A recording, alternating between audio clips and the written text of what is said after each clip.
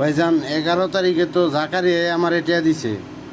এই যে 11 তারিখের হিসাব 6,473 জমা ছিল। এরপরে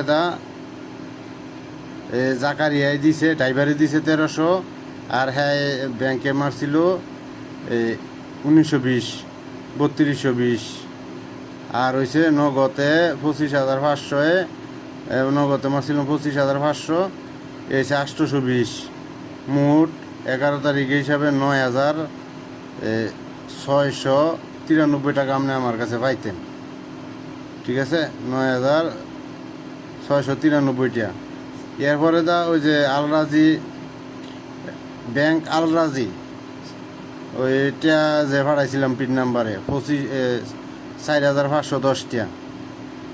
4,510 টাকা বাদ দিলে তাই 2,578 টাকা।